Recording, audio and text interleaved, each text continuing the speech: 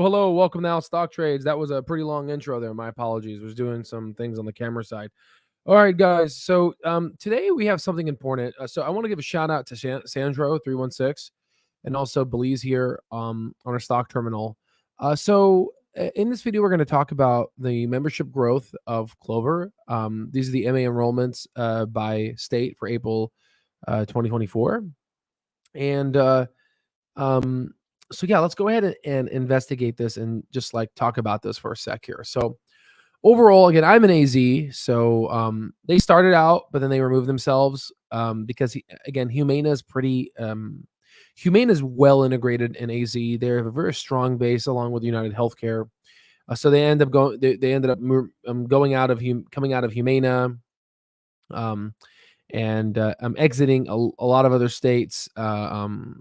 Due to it wasn't a smart move based off of the numbers that they've been seeing. So what are we seeing here? Well, we have what are the if you go down here, what are the dominating plans in terms of plans that have a lot? We have South Carolina, Pennsylvania, New Jersey, and Georgia. How are you doing, Patrick? Hello. So what do we do here? Okay, so 2021, we had 53,000 members, and we have been basically slowly trickling up. And then we started to start falling right around August of 2023. And then we were a little worried because we kept on declining. And then we started stabilizing around November, December. But then all of a sudden we started declining again. And now we are forming a base, and now we're on the upside. Okay. We have been slowly adding members now. So what I look at this, what do I see? Well, if you have all your members in one state, this is one thing. When I went into Clover, I honestly thought that direct contracting would help diversify Clover. But honestly, it was just a crazy cash burn. And they honestly changed the system while we're in, getting out of the middle of COVID to ACO, and it just basically screwed up everything. Good old government. But you could start to see that, New Jersey plan, that they have a pretty dominating existence here. Okay. Now, the problem with the Georgia plan is that they started off really strong. They did really well, but all of a sudden, Georgia, they're decreasing precipitously, right? The slow of decrease is starting to kind of get better, but I'm looking for a stabilization here. And we might not see a stabilization for the next 3, 4, 5 months, if that. But when I look at this, I'm like, okay, so this is a 3.5 star 2024. What happens in 2025? How are the lives under management going to happen in 2025? And what's going to happen here, right? Like what's going to happen with lives under management? So that's unfortunately a headwind for Clover. And are we going to see a decrease in memberships, like a precipitous decrease in memberships? Maybe, I don't know. But I will tell you what I see as a tailwind, something that will work in the benefit of Clover. Okay. And what I see by this is hold on, I got a question. What do you think happened in? Yeah, so that's kind of what I'm looking at right now. Why is Georgia going down? Like, what's happening there, right?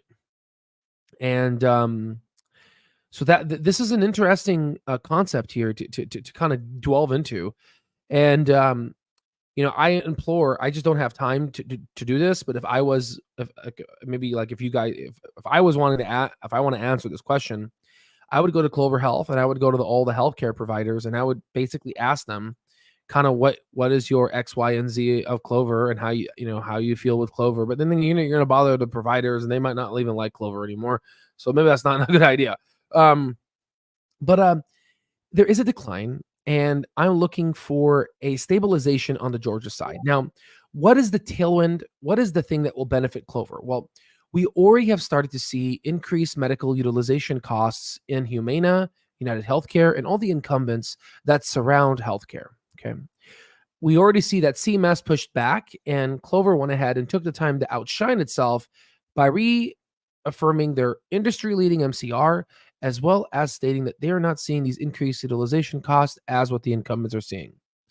And when you look at Humana, which is done all around okay today, it's still down 33%. In fact, it is the last time we've seen it this low is near the 2020 pandemic. Okay.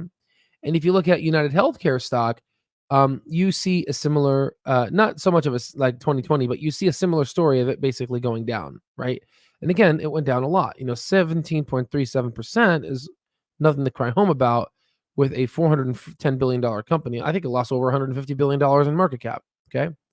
If Clover lost $150 billion in market cap, it would be negative 150 billion. It would be a negative 150 billion times bankrupt, right? 150 times bankrupt, right? Obviously these changes are impacting the incumbents and impacting how they process healthcare. And Andrew Toy said that, once these incumbents start to basically stop their growth, we're going to be doubling down and we're going to be capturing the market. And how do you capture the market? Well, like for example, our mastering stock market course and our stock terminal is that of the cheapest in the industry. People that want a Bloomberg terminal would have to pay $2,000. So if there's serious people that want to invest, they're going to, what are they going to choose? Right. Now, interestingly, investing is not needed to live. You don't need to invest in order to live. You can live a normal life and, retire on Social Security and have a modest life, right? I don't know about now, but with because you see all those folks at Walmart, and it breaks my heart that are meeting and greeting. It's not right. With healthcare insurance, this is a necessity. So it's not like investing in stocks. I think investing in stocks is a privilege, right? Most folks can't do that. They're in the lower ends of Maslow's hierarchy of needs. Now, if we were to just go ahead and extend that thought of how Clover is going to double down into these markets, well, if you have Humana, like what does Humana have to do in order to compete now? Because they're increased in medical utilizations. I think their MCR is now 90%. What the hell, right? That is really bad. That was Clover's 4 or 5 quarters ago, right? So they're going to have to increase premiums, guys. That's the only way they're going to be able to survive. Increase premiums or essentially decrease the amount of things that they offer their clients, their beneficiaries is the right word to use, right? And I think that's when Clover's going to shine, guys, because Clover's going to be like, they're HMO and we're PPO. Because I was in a jacuzzi with a lot of people that are in their seniors. You're probably asking, why are you hanging out with a bunch of seniors? Well, I go to this gym called Racket Club. It's a very nice place. And there's a lot of people that are over 65 years of age. And to be quite frankly honest with you, I actually get along with people that are older than me because I don't really have anything in common with people my generation they talk about. I don't do sports. I don't do, I'm like an old man mind in a young person's body, right? So I was talking about them and I said, can I ask you a personal question? And I guess I can ask questions like this because I'm also in healthcare. So you kind of get a little bit privileged being able to ask. So I said, you guys, I don't want to assume, but are you guys over 65? They're like, yeah. I'm like, can you tell me what you have? 50% had MA and the other 50% had Medicare Advantage. I mean, it was like literally a perfect sample size of the population. The person that had the Medicare traditional said that I don't like Medicare Advantage because they don't let me choose a doctor I want. And I'm like, actually, there's a plan that does PPO and it lets you choose a doctor you want and they give you vision, dental, and everything in between. They're like, where's that? I want to sign up. I'm like, well, sadly, they used to be in Arizona, but then they removed themselves, right? So you can start to see now, this is one way that Clover is going to be able to get members enrolled in their plan because of their flagship PPO plan. But it's very difficult to compete when Humana offers some perks, almost like Apple, where they kind of glue you in. Well, guess what? If they're going to increase their premiums and Clover is going to be the cheaper alternative, then hell yeah. And if Clover offers more than the incumbents, oh, hell yeah, I'm going to switch.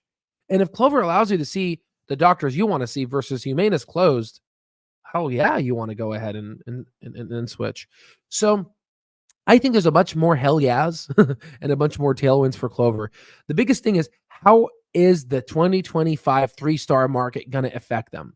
And honestly, I would be much more worried if Humana is doing good on their MCR and Clover's 3 stars.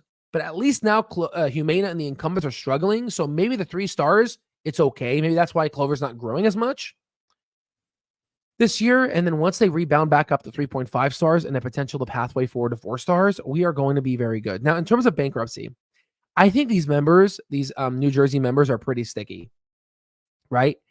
I'm a bit worried because, these people are seniors, and you know what I mean? Like what is the rate of people getting old and passing away? That's something to look at. Again, this is a very hard business model because this is not like this is there's a lifeline to this, right?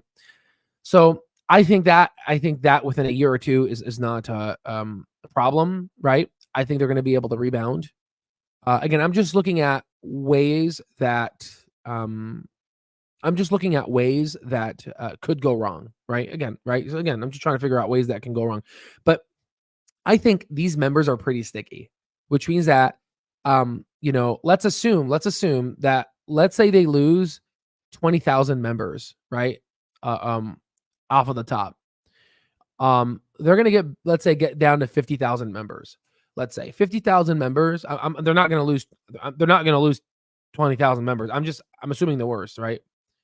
That's still a $750 million revenue from New Jersey. Even let's say we cut 20,000 memberships, right? They're still going to make near $1 billion. Okay. So again, I don't think they're going to lose that many members. I think right now they're rebounding up, but the whole form of bankruptcy, I think this is a nothing burger. I think that the stock is just being stupid now, and it's not. The stock is not. The market's not captured. I mean, look how many analysts are analyzing the stock.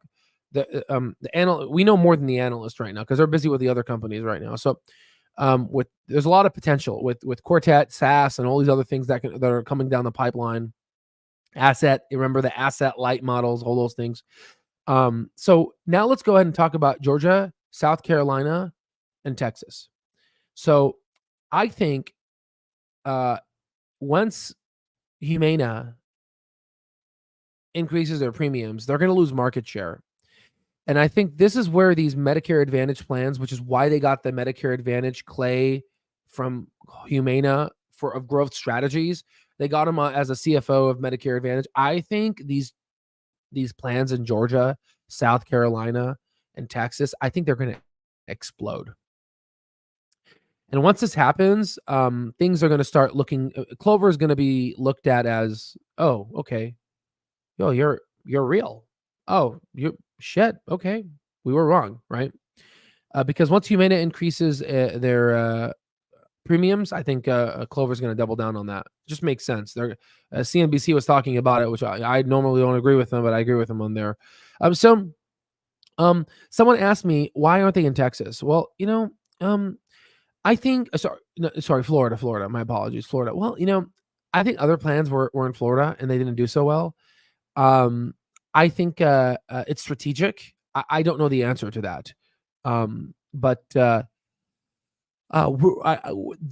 people that they are. Let me just say, they are where they are needed to be right now. They're doing really good, right? Again, if South Carolina, Pennsylvania, and Georgia can be like another New Jersey, that's going to be great. Overall, there's about 1.6 million Medicare Advantage beneficiaries in New Jersey. I'm going to repeat this again. There are 1.6 million New Jersey beneficiaries that are enrolled in Medicare Advantage. Clover has around 67,000 people. So I think that if Clover can dominate 25% of the market, which I really think it can, given that all of the tailwinds that they're facing and the headwinds that the incumbents are facing, I think that's going to bring him up to 400,000 members in the future. But I don't see that playing out until they're 4 stars, right? I don't see that playing out. So we're going to see. I just wanted to update you on this. Picked up another 1,000 shares, only 63 cents left to go. CLOV to 0. Woohoo! Just when we think the stock price can't go lower, it always seems to find a way. Hopefully the fundamentals will prevail at the end. Yeah, they always do. It's just they need to become free cash flow positive, and then they need to decrease that SG&A, right? So they cut off the fat, they cut off ACO. They're working again. This is long-term thinking, right?